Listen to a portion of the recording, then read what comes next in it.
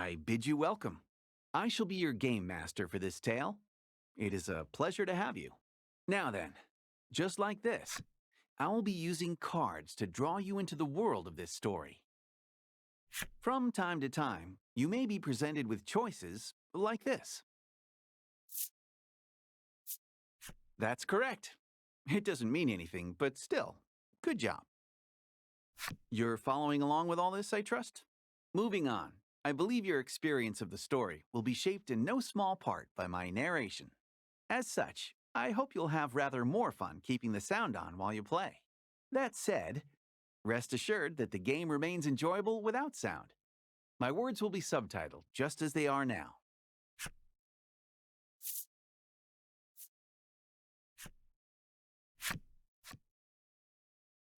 With the formalities sorted, we're all ready to begin the game.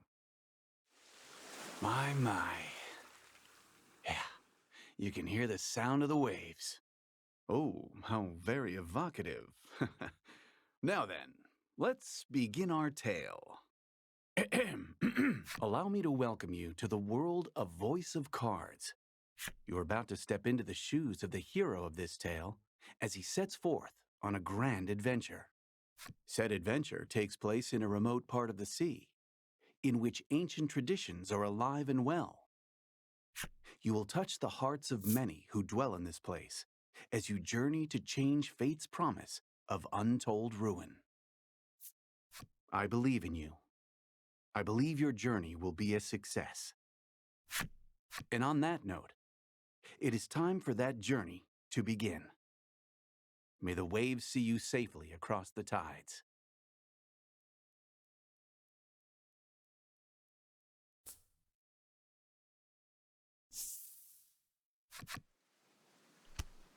Our story begins in a secluded grotto. The sound of the waves echoes softly across the rock walls.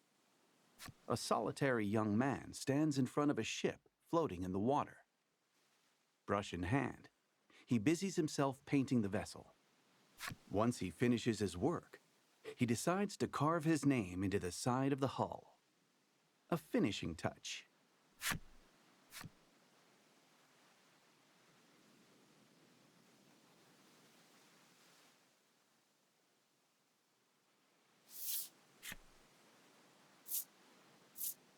You carve your name in small lettering into the ship. Oh, a handsome name, that. This young lad is the hero of our tale, and your window into the world. You're a navigator without a ship, and your soul yearns to set out upon the ocean blue, for your own reasons. You have spent a great deal of time repairing the wrecked ship before you, in the hopes of crafting a partner, aboard which you might sail the high seas. The sound of a wooden box tumbling to the ground rips through the grotto. You heave a deep sigh and decide to head over to the source of the racket.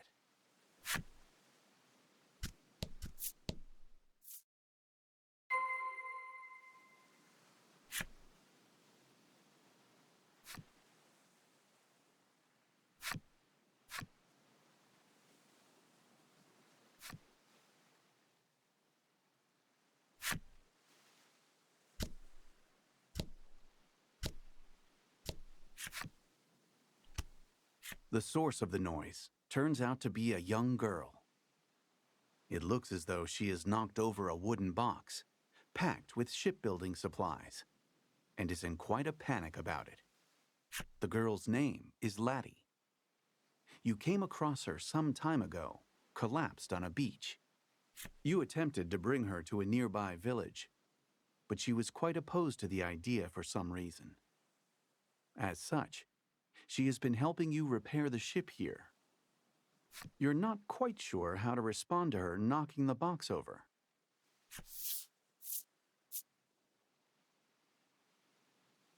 It's okay, you say in a gentle, reassuring tone. Laddie's worried expression melts away, replaced by one of relief. You move to leave the grotto, saying, "I'm going to the village to get some food." Laddie waves goodbye, her forlorn smile seeing you off. The young woman has lost her ability to speak. Neither of you have any knowledge of how she ended up in her situation, and you spend many quiet hours together in the grotto.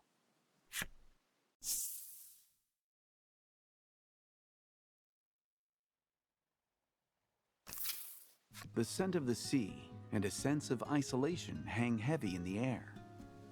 The island is bound for ruin and has had its name since before any can really recall. This is Omega Isle. You take a deep breath and then set out for the nearby Omega Village, which shares the island's name.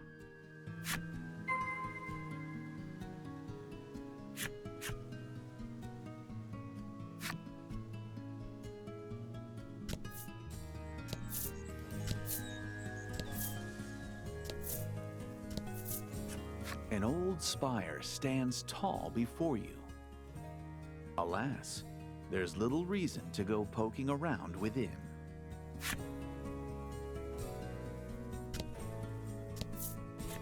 You have arrived near the entrance of the village. You spy a shadow skulking about in the midst of a thicket. The shadows fall away to reveal a small monster.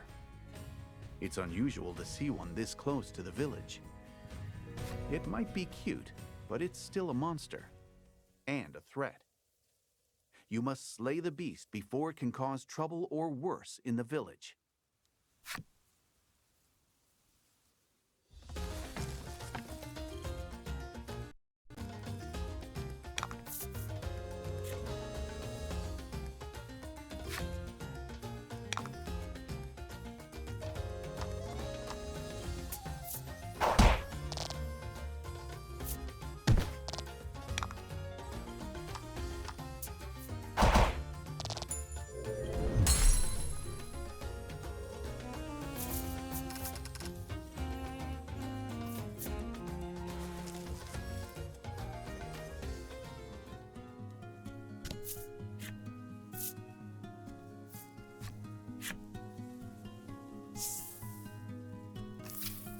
Gorgeous flower beds burst with blossoms that will one day wilt and wither away, much like Omega Village itself. This is a village that has accepted its fate to be but a moment in time, destined to fade.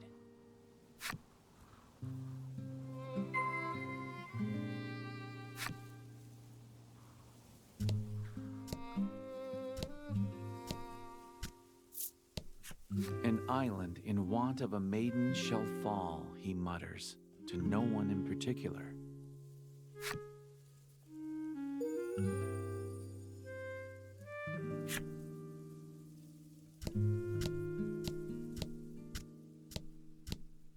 How may I help you? The proprietor inquires.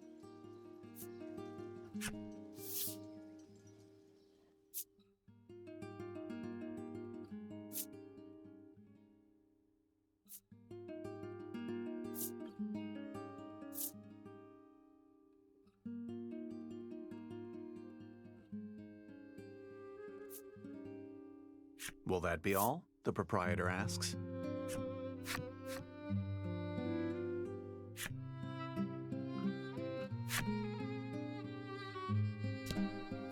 How may I help you? The proprietor inquires.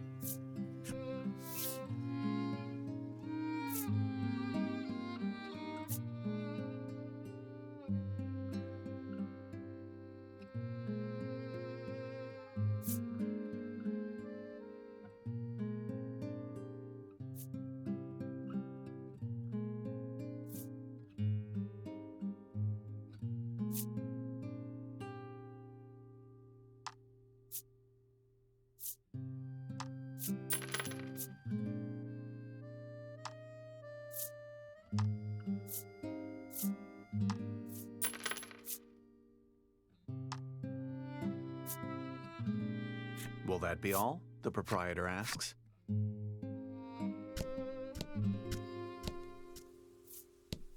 A lone woman diligently cleans the grounds of the maiden shrine.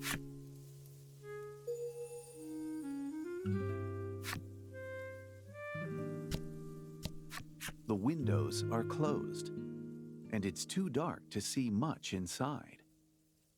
All sound seems to fall away.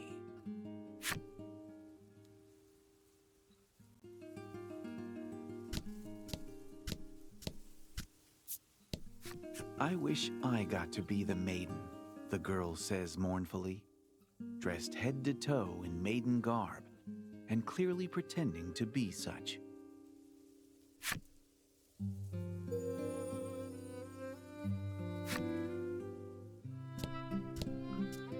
How may I help you? The proprietor inquires.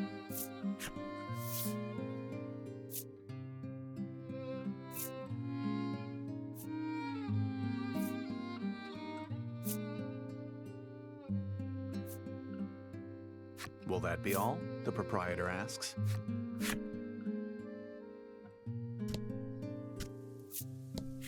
This might be the last time I see this flower bed, the boy says, gazing forlornly at the flowers.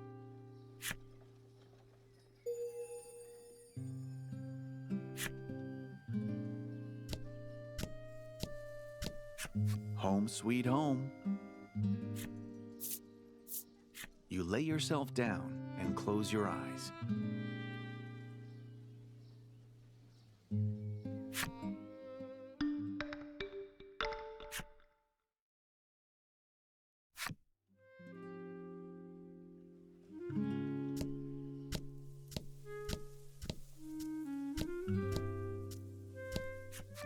You stop in at the mayor's house and discover that he already has a guest. The two are engaged in discussion. You listen in and learn that they are troubled by monsters that have appeared near the village and have been devouring precious stores of food. The villager sighs deeply.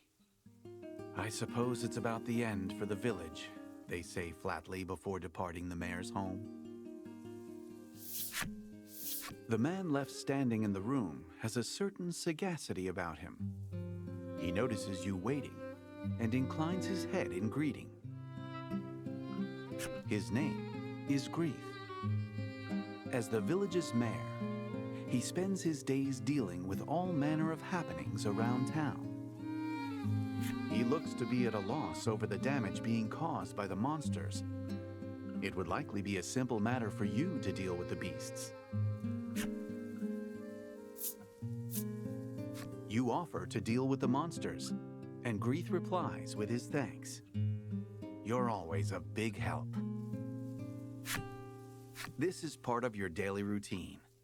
You work to sort out the village's troubles in order to procure food to eat.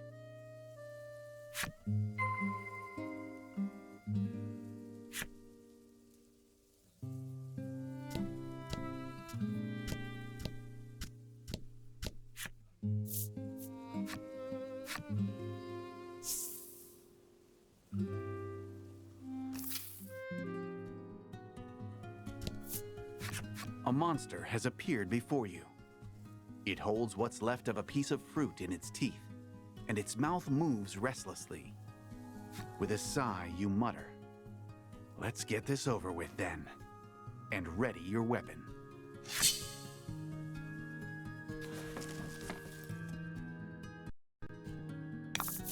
Don't hold back.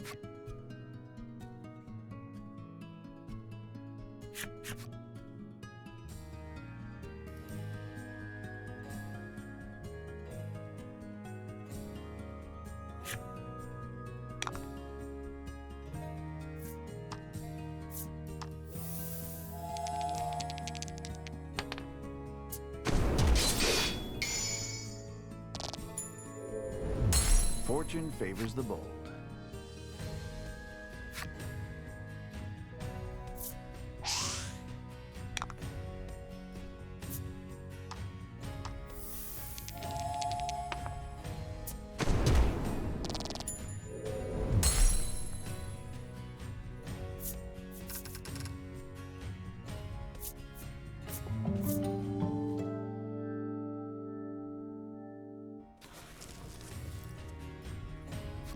With practiced skill, you swing your weapon. The blade flashes through the monster's throat. Merciless, perfect aim. It would appear that you are quite accustomed to killing. You wipe the blood off your weapon. As you do, you notice a shadow in the distance. Another monster, perhaps?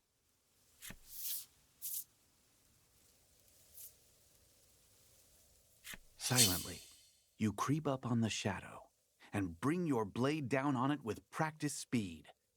But the shadow nimbly evades your strike and runs off. Whatever the shadow was, it was taken aback by your unexpected assault. It looks like it ran off in the direction of the spire near the village.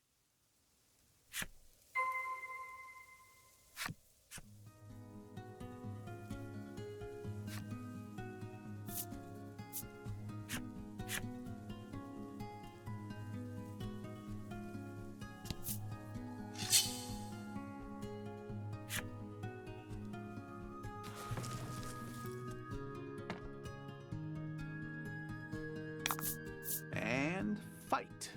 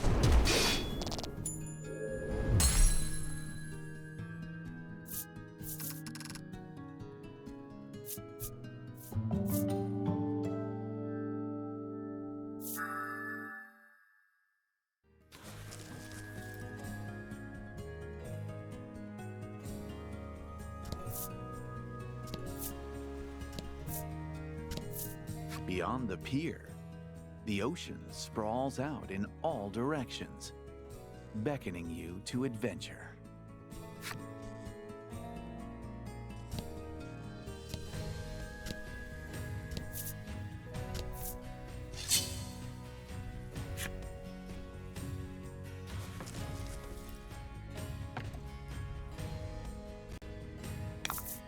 And fight!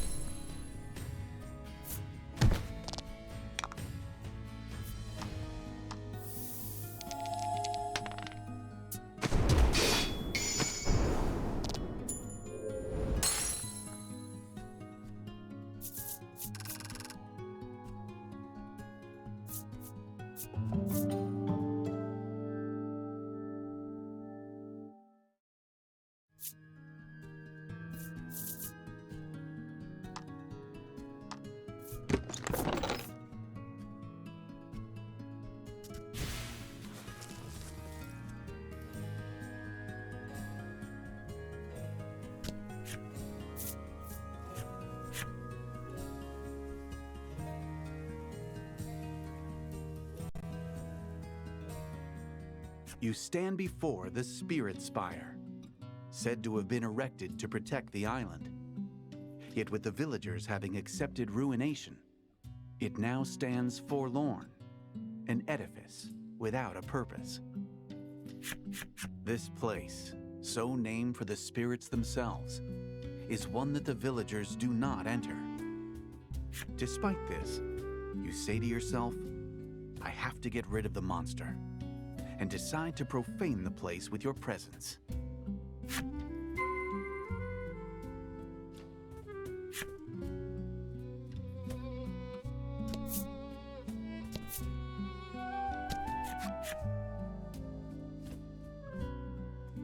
There are some words etched into the door, but they are weathered and difficult to read. Worried though you are about whatever the words might say, you nonetheless try pushing the handle. With some protest, the door groans open.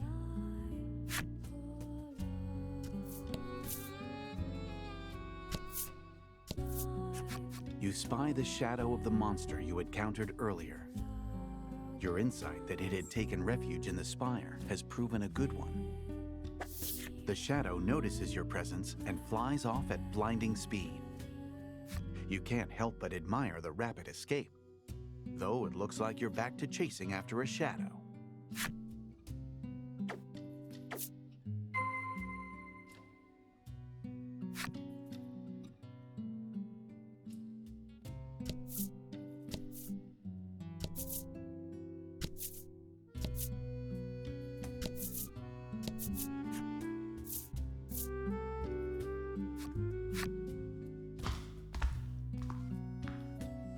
You survey your surroundings, relying on the shafts of sunlight filtering in through the windows. However, you're unable to see the monster from where you are.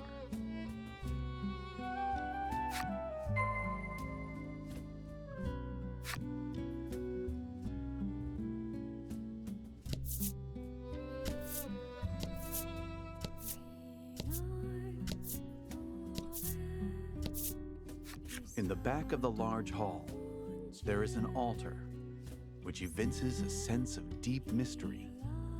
The altar is wrought of a strange kind of stone, its surface polished smooth. It looks as though it's meant for use in some important ritual. You approach the altar to check that there are no places for monsters to hide themselves away inside it.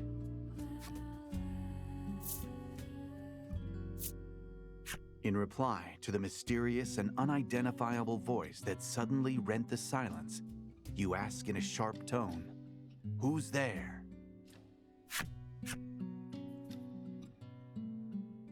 You strain your ears, trying to make out the broken snippets of words echoing off the chamber walls. After speaking a word that rings familiar to your ears, "Laddie," the voice becomes impossible to hear. It cannot be. Could you truly have heard the voice of the spirit from the Maiden's myth passed down on the island? All signs of the monster you were in pursuit of seem to have vanished. For the time being, you decide to return to the village and report your success.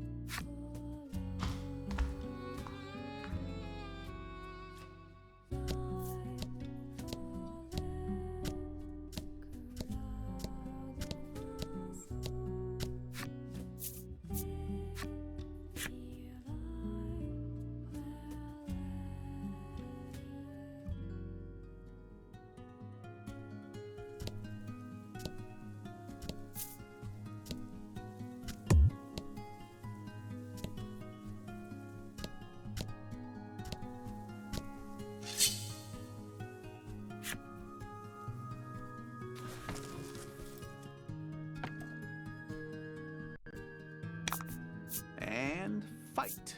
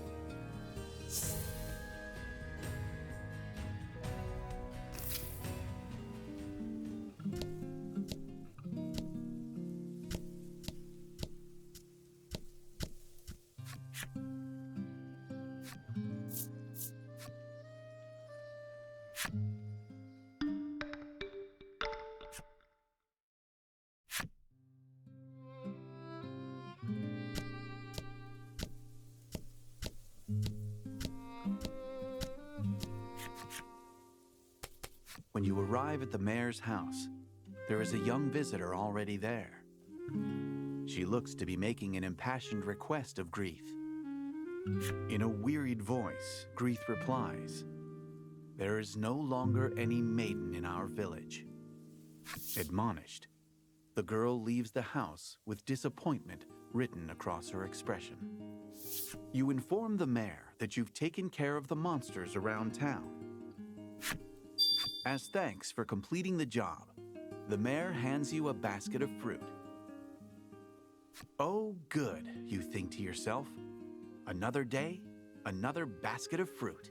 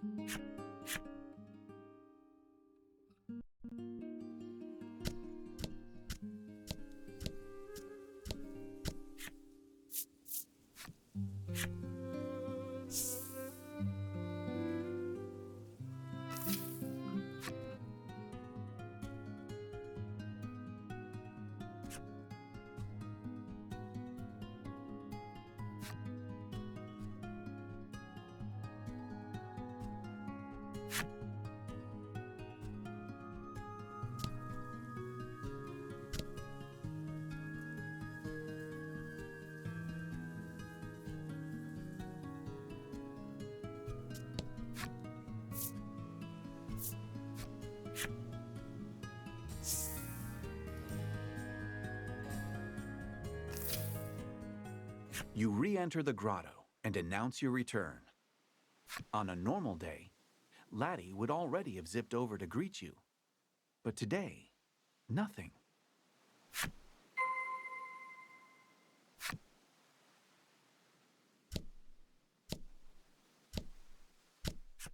You walk over to Laddie and discover that she is sound asleep.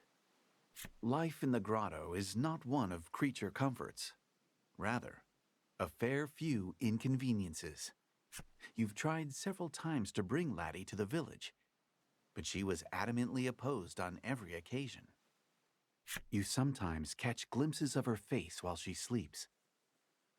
Always it is contorted in anguish, as though she is in the throes of a terrible nightmare. You notice a bulky book lying open next to Laddie, filled with carefully drawn words and images. It seems to be some kind of picture book that Laddie made herself. You know, I confess, I am a bit curious. Unable to overcome your curiosity, you decide to take a look at the picture book.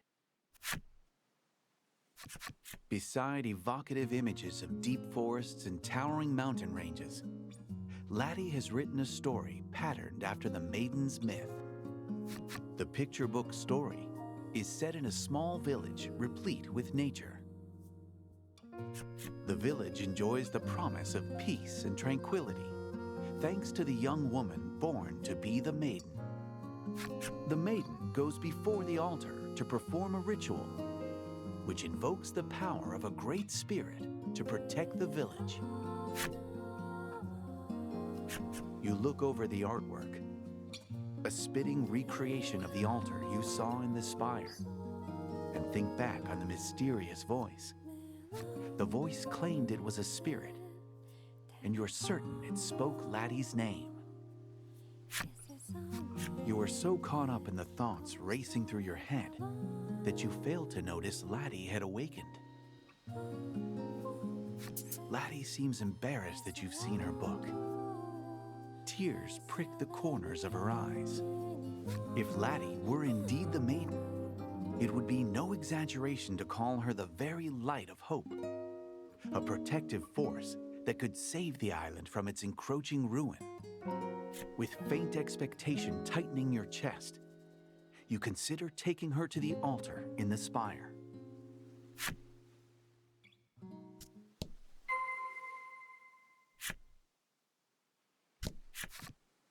You've given Laddie some of the fruit you brought back. She dreamily stuffs some of it into her mouth. Maybe she likes it. You hope so. Your stomach rumbles as you watch her, and together, the two of you enjoy a light meal.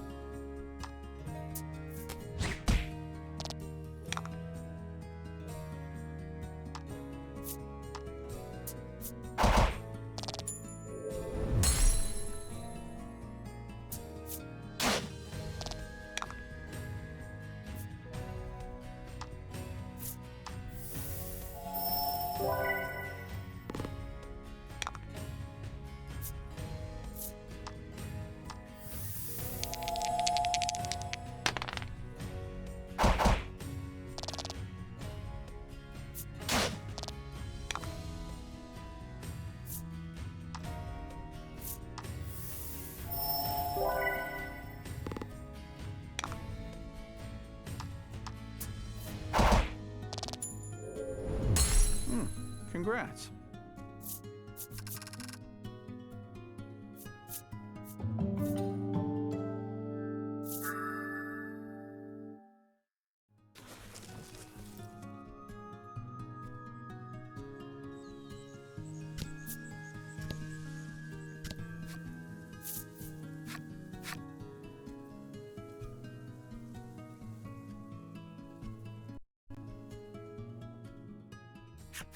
You take Laddie with you and return to the spire. As you approach the entrance of the spire, the staff that Laddie clutches close begins to emit a faint light. Seeing the mysterious light, you are convinced Laddie has a deep connection to the spire. Her expression uneasy, Laddie takes hold of your sleeve with a tentative touch.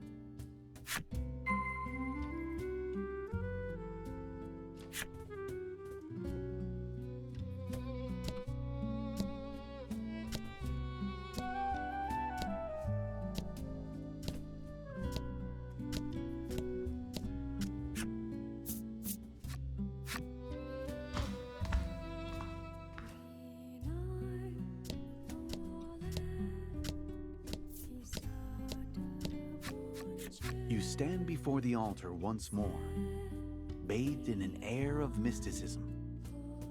The light emitting from Laddie's staff intensifies, as if indicating its destination.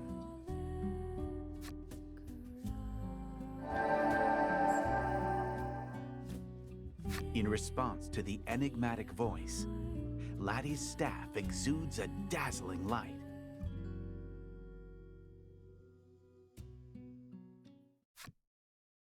A spirit appears right before your eyes. Well, maybe it's a spirit? It's some kind of strange stuffed animal.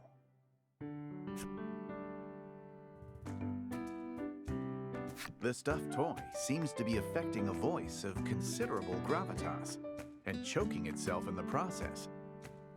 This creature is called Lack.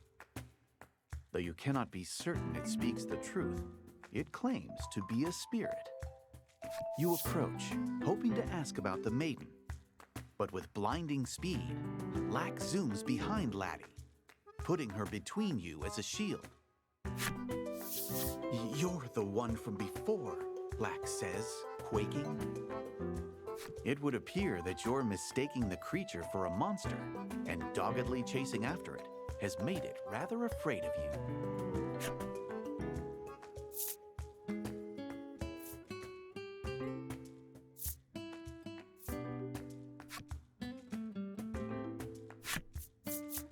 You hold out an offer of reconciliation, and Lack takes it and immediately starts munching away.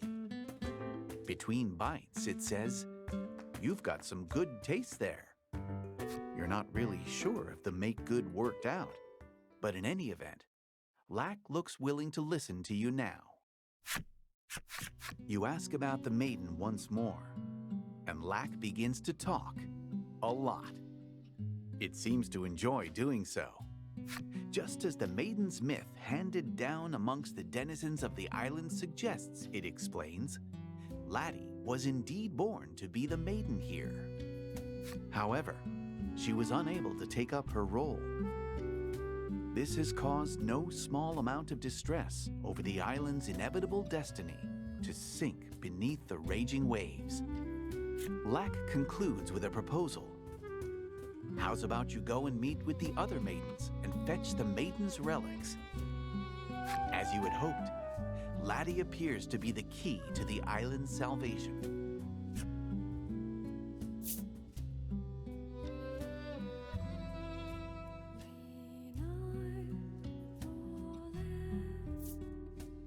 This island is not the only one home to a spirit. There are islands throughout this archipelago, and upon each dwells one of the 4 maidens who govern their own spirit. The self-proclaimed spirit explains that if you bring the maiden's relics that each of these maidens possess back to this spire, Laddie will be able to become a maiden herself. Laddie shows the staff in her hand, wearing an expression that seems to say, "This is a maiden's relic."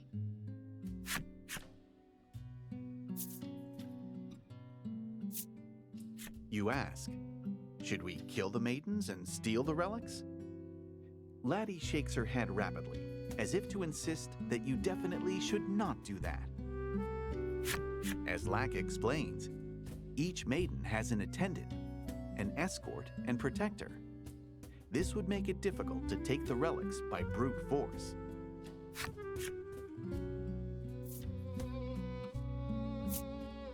If Laddie becomes a maiden and performs the maiden's ritual at the altar, the island can be saved. The world-changing immensity of what you have just learned echoes in your mind. It takes you a little while to fully digest it. But it does just so happen you've been readying a seaworthy vessel for your own purposes. You accept Lack's proposal to help Laddie become a maiden.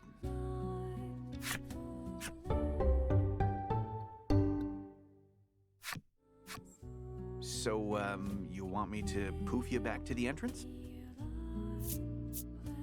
you decide to make for the spire's exit.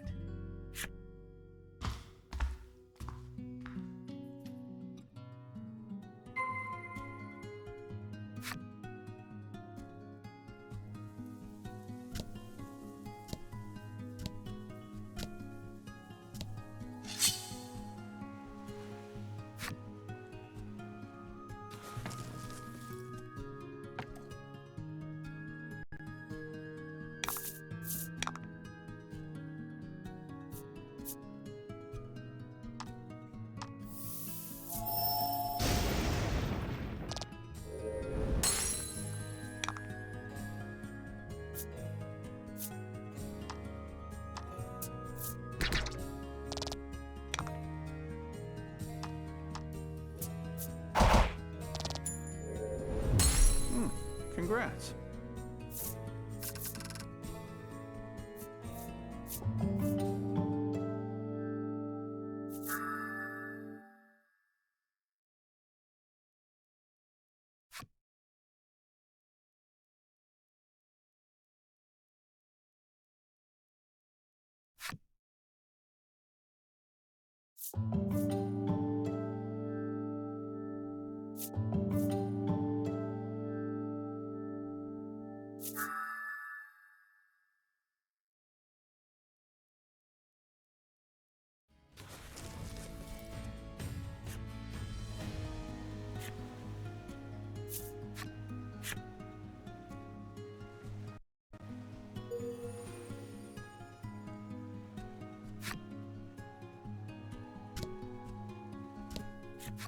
Accompanied by your new allies, you make to enter the village. But Laddie seems to find something about this idea disagreeable and clings to a tree nearby, refusing to budge. "Oh, I got this one," says Lack, evidently with some kind of plan in mind. The fluffy creature begins to chant a sort of mysterious spell.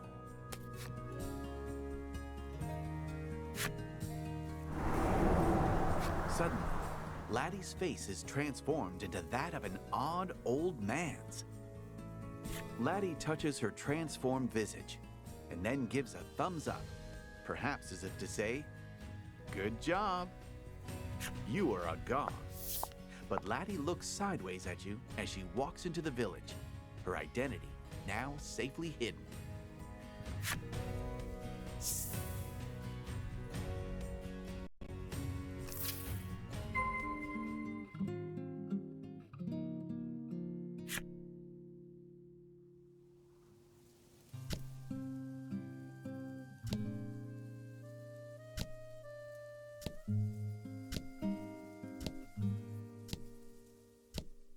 This is your home.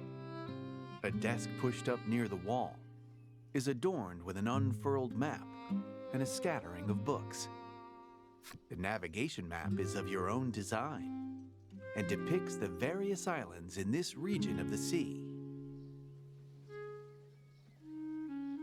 It contains information on the maidens of those nearby islands, culled meticulously from books and the tales of passing travelers. Before all of this, you had found yourself unable to merely sit and watch the village's decline, and so planned a voyage to seek aid from the maidens of the other islands. After popping into the back room, you emerge with a carefully polished ship's wheel and present it to your companions. It is the final piece of the ship you restored at the grotto. With it, you will finally be able to set sail on the voyage you have dreamed of for so long.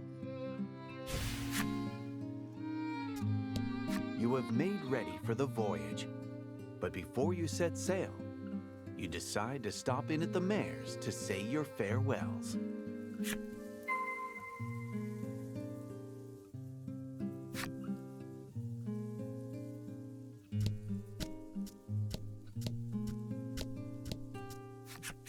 Greeth's eyes fall over the unfamiliar face behind you. And who do we have here?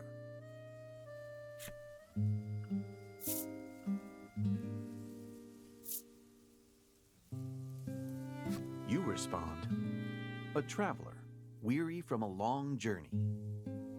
Grief looks upon her with sympathy. Changing the subject, you explain to the mayor that you'll be leaving the village for a little while on a voyage to save the island. You felt sure that the mayor, with his love of the village, would see you off with a smile. And yet the moment you explain that you found a maiden who can save the island, his attitude changes like the fickle sea winds, and he voices opposition to your journey. This island is destined to meet its end, he says. You can practically sense him digging his feet in. You cannot fathom why he, the mayor of the village, would believe something like that. Though each of you hold the island in your hearts, you cannot reconcile the difference of opinion. Like lovers going their separate ways after an acrimonious spat, it looks as though you will be setting out on bad terms. You believe that your desire to save the island will prove to be the right perspective.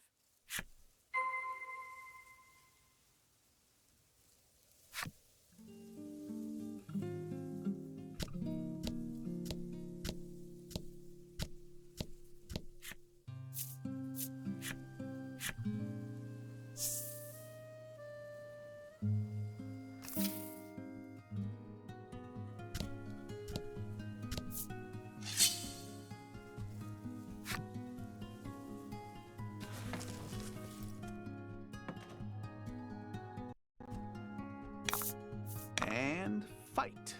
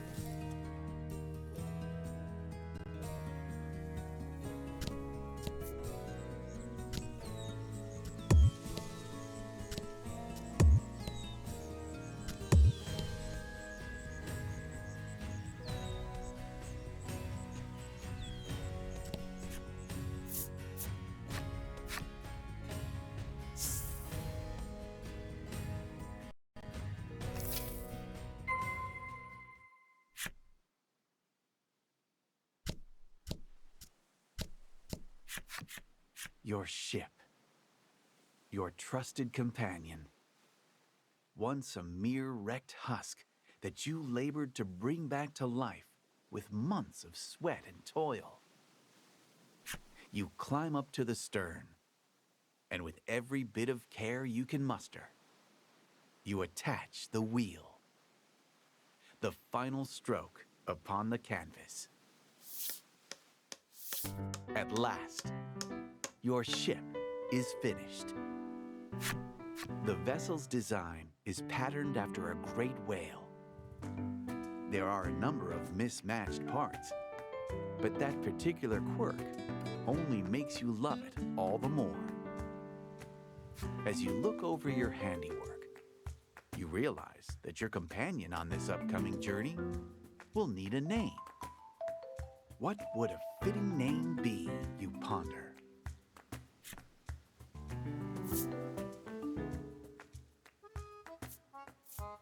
Laddie tears a page from her book and then scribbles a name down on it. In her small handwriting is written, the Bon Vent. According to Lack, the words are a kind of prayer in the language of the spirits for safe passage when bidding one farewell on a long journey. A farewell said before long journeys. The words could make a fitting appellation for your ship. You're unsure of just how much you ought to trust Lack, or his skill with words, but nonetheless, decide to go with Laddie's suggestion. Together, you load up the Bon Vent with the necessary provisions. Preparations for your departure are now finished.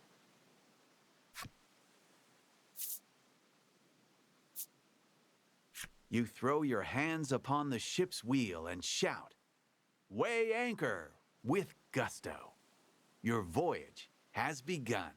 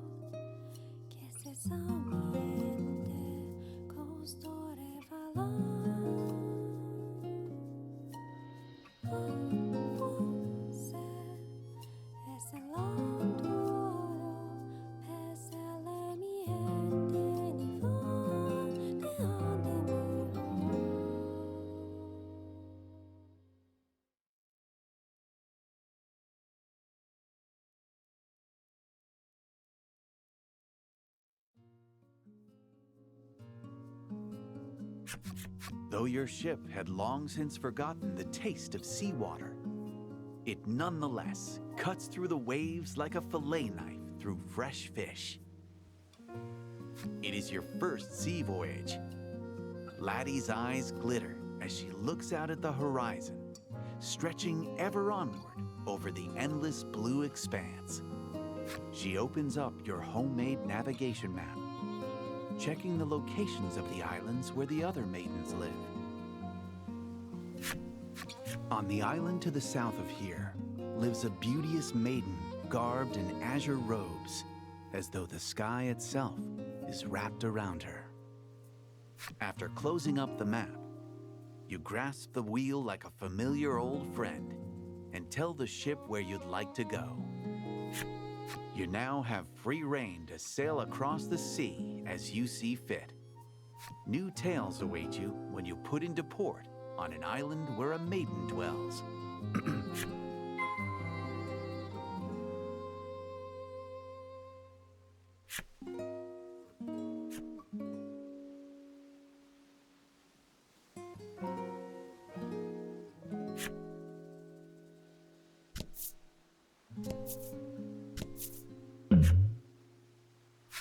Laddie eagerly eyes the fishing rod on the boat. Up for some fishing, you ask? Laddie gives a hesitant nod. Except, it turns out she's never fished before. You show her how to hold the rod, and she casts the line into the water. Almost instantly, the rod begins to bend. You'd better tell her when to pull up.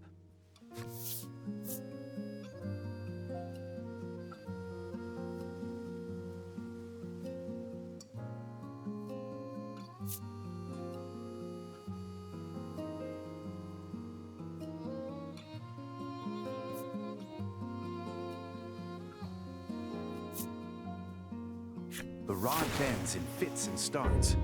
You're sure she's got something on the line.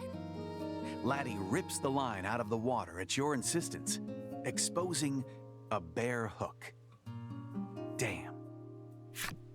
You pat her back reassuringly. Sometimes that's just how it goes.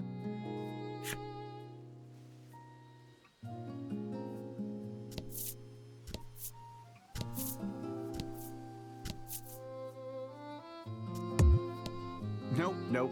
Stop right there. You can't cross reef cards.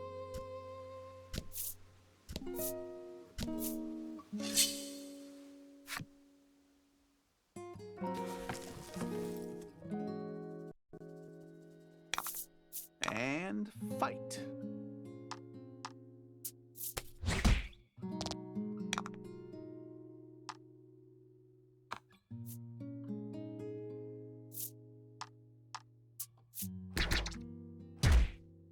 Magnificent.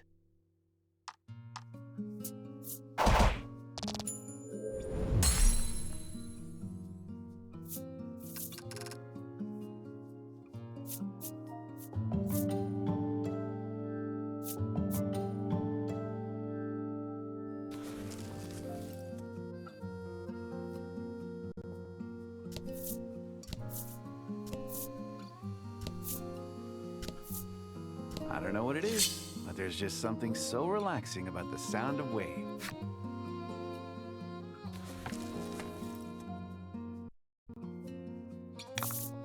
And fight.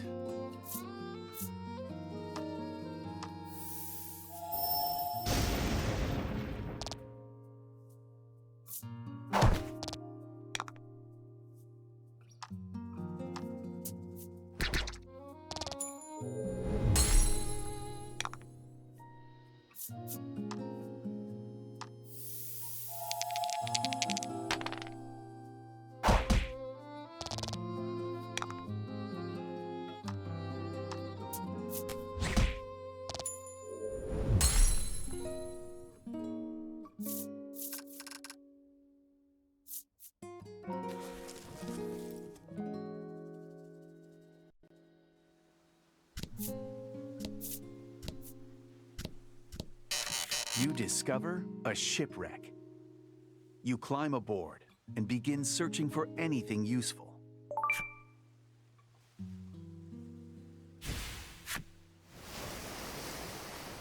When you return to your vessel, the shipwreck sinks silently into the sea.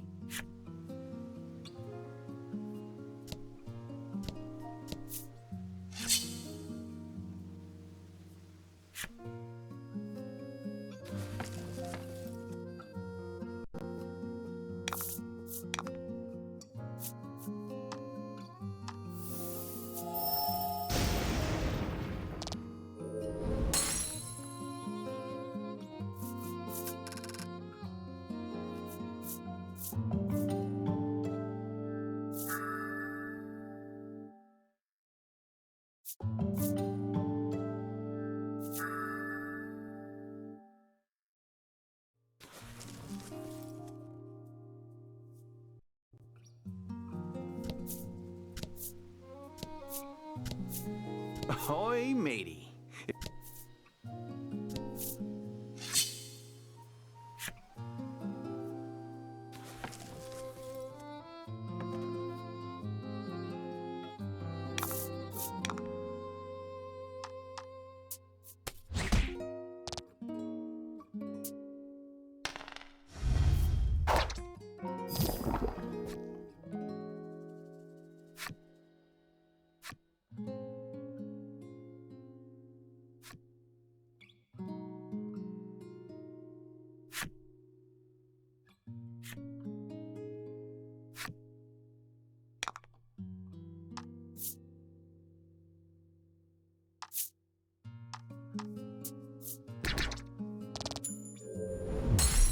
Good work.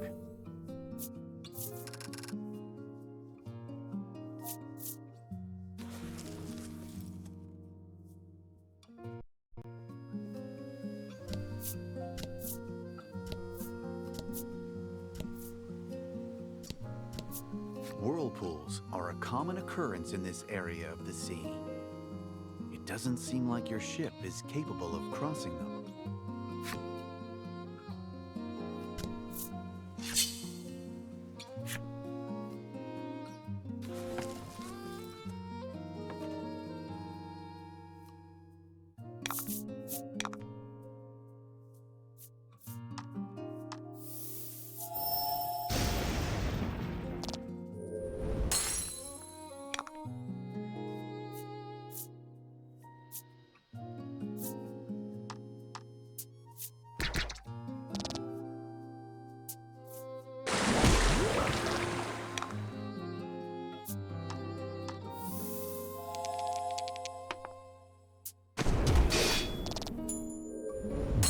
Good work.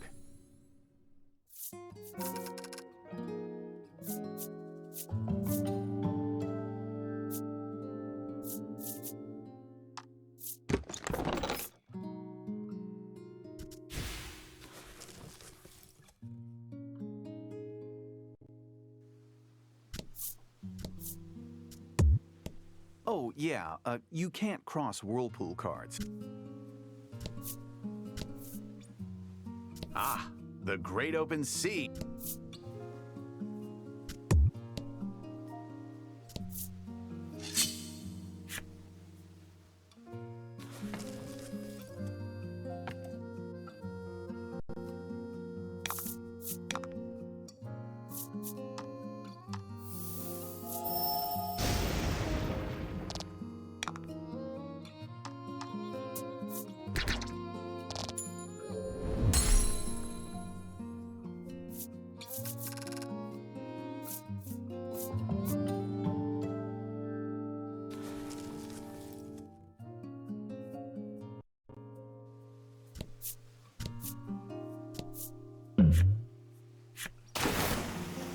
You spot something blown into the sky from a whale's spout. It looks like it might fall this way, but it's hard to make out with the sun behind it.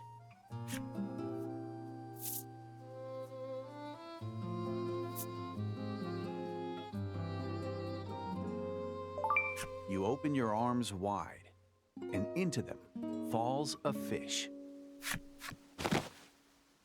It's a fat, tasty-looking fish. Your companion's stomachs growl at the sight of it.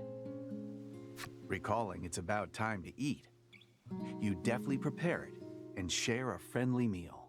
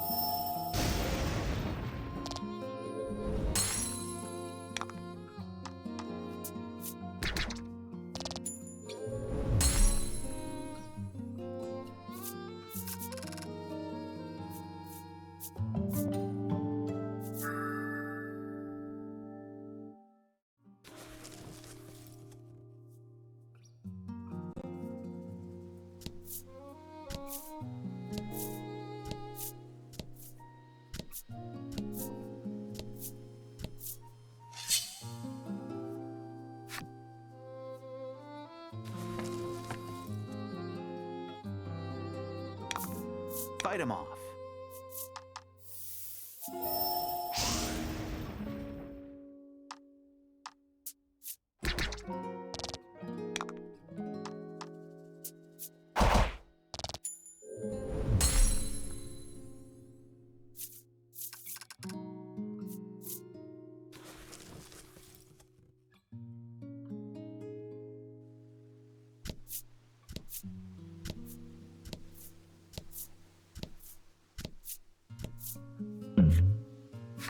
You catch Laddie stealing glances at the fishing rod on the boat.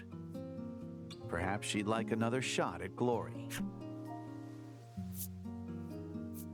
With your guidance, she clumsily, haltingly readies the rod and casts the line into the water. Minutes pass. Suddenly, the rod jerks toward the water. Laddie, panic in her eyes, looks to you for help.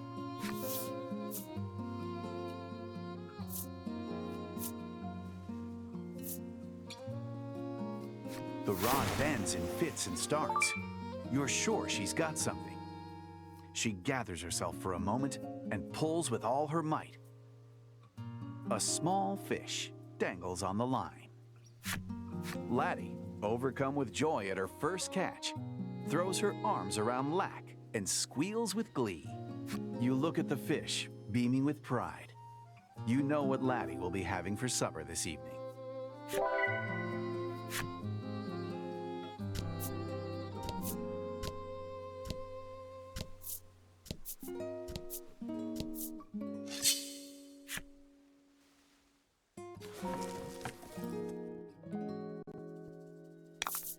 Hope you win.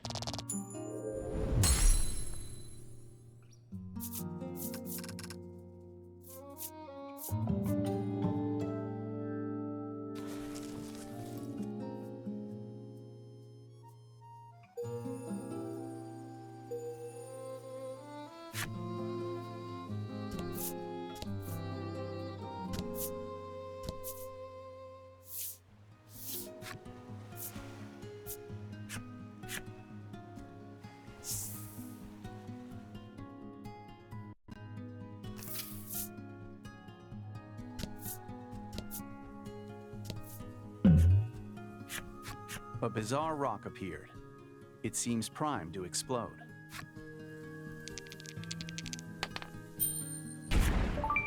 The bizarre rock transformed into a gold rock.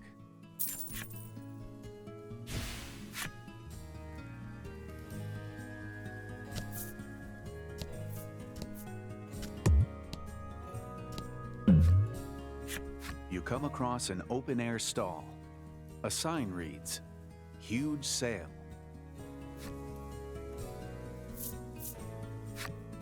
As you peer into the stall, a merchant whirls around to greet you. He explains that everything is on sale, and he hopes you'll buy something.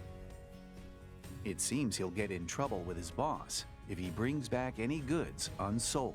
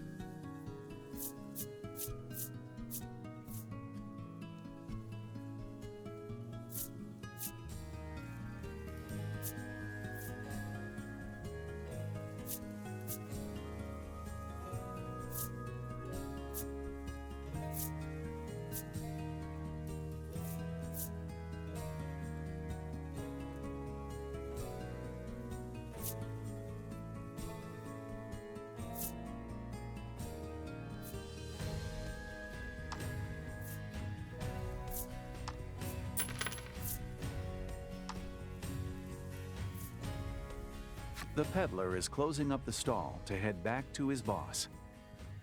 "See you another time," he says. "You cannot shop here anymore."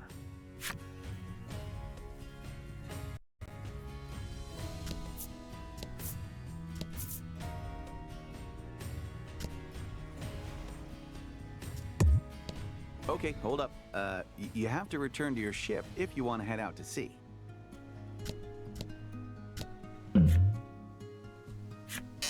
You discover a shipwreck. You climb aboard and begin searching for anything useful.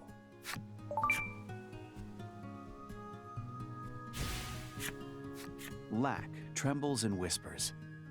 This place feels haunted. We'll be fine. You flash Lack a reassuring smile and press on through the shipwreck. But then Laddie grabs your hand and you stop. She's clearly worried about the frightened Lack.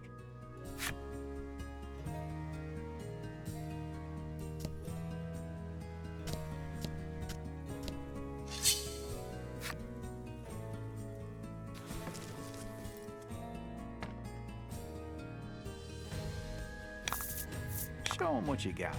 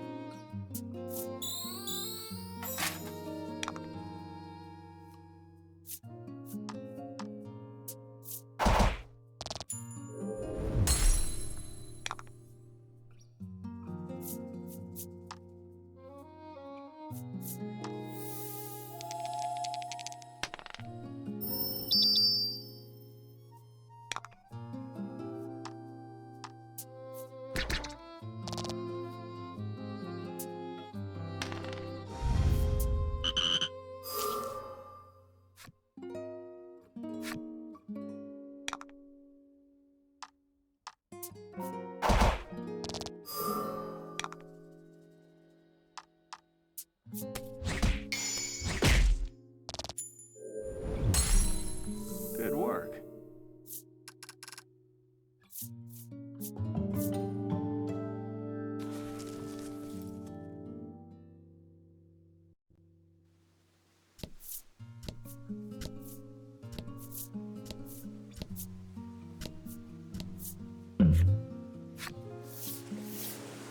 A large chest floats in the water before you. No more than an arm's length. You take hold of the chest and pull it forward. When you do, a glimmer catches your eye. You take a closer look at the glinting objects. Though corroded by seawater, they're undoubtedly coins.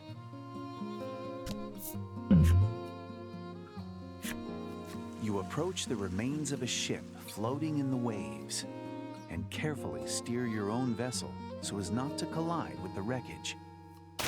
As you do, Laddie pulls something up out of the water. It's completely soaked, but appears to be some kind of voyage log. Most of the ink is smeared by seawater, but one page is still legible.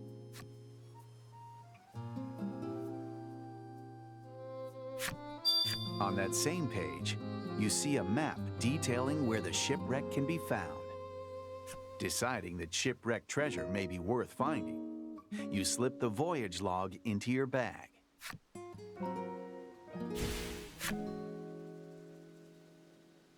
Ahoy, matey. It's like you can feel this.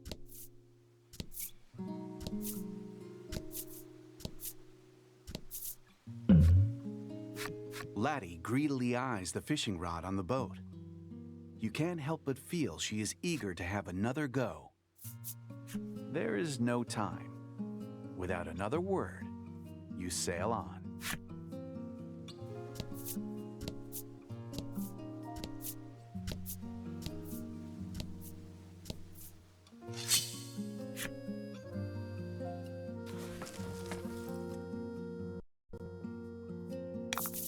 Don't hold back.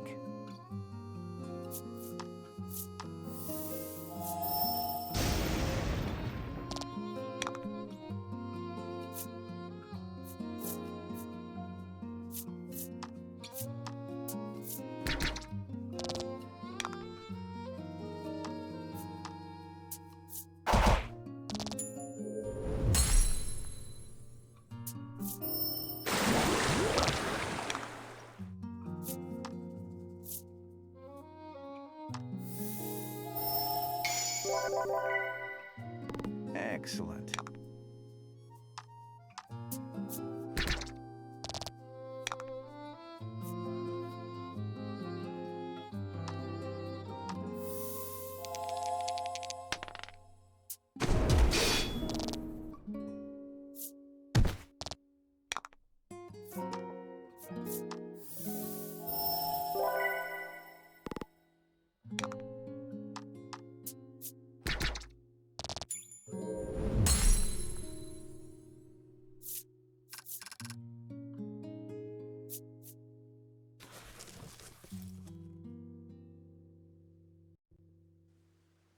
Ah, the great... Oh, yeah.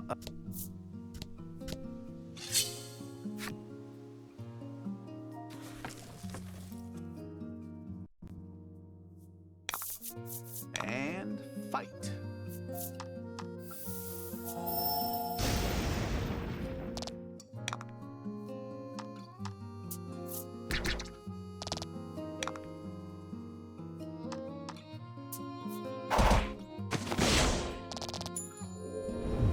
Excellent.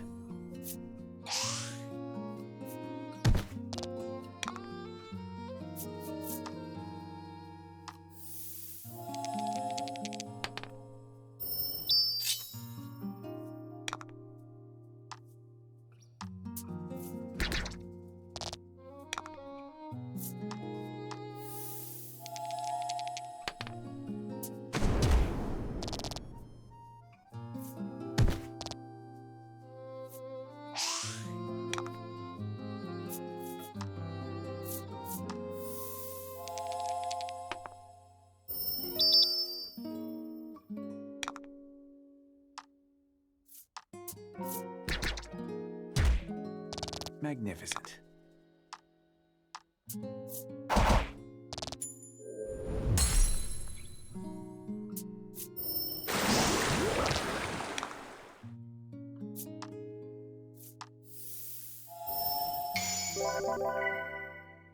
Magnificent.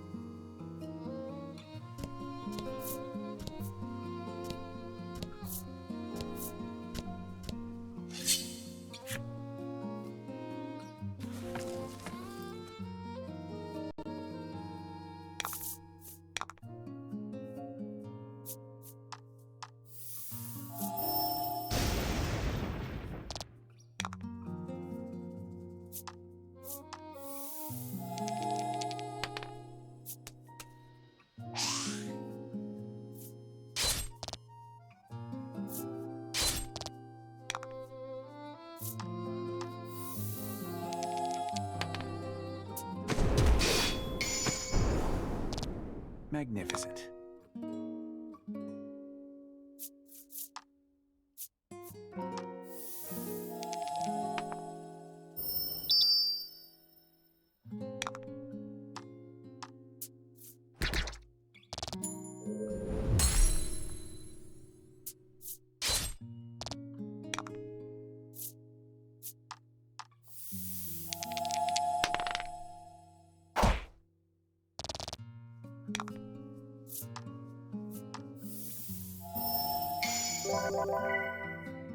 Magnificent.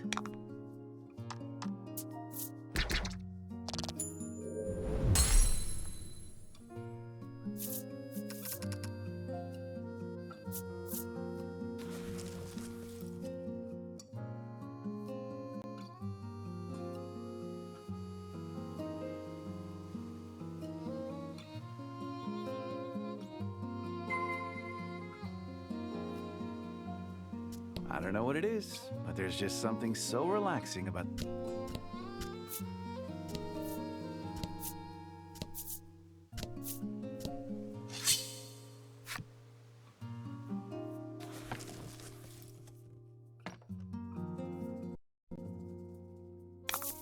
Don't hold back.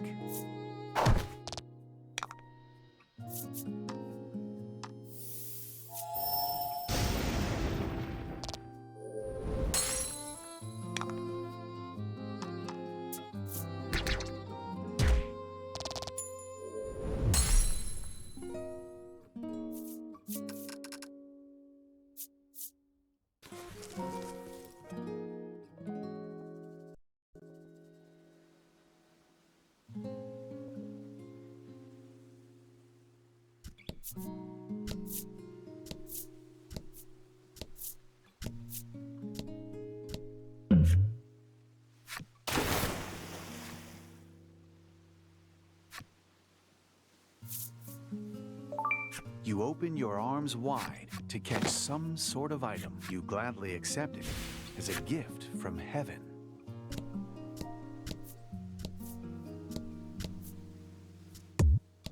Oh, excuse me. You can't go in.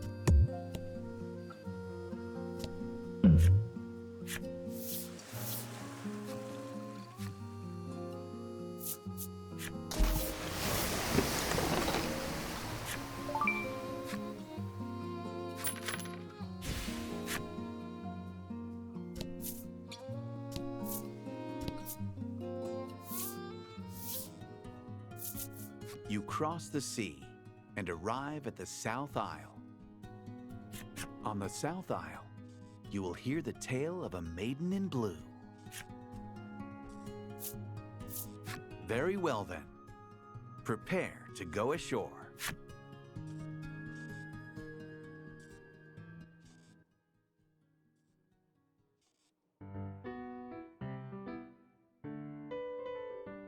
Bright rays of sunlight beam down onto the warm South Isle. Something about the place reminds you of the refreshing cool of the ocean.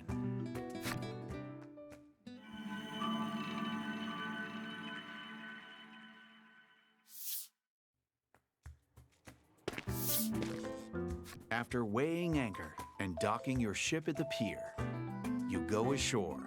Utterly exhausted from hours at the helm, you stretch your legs for a moment, then open up your map. Once you have your heading, you and the others make for the village of Coveton in the south.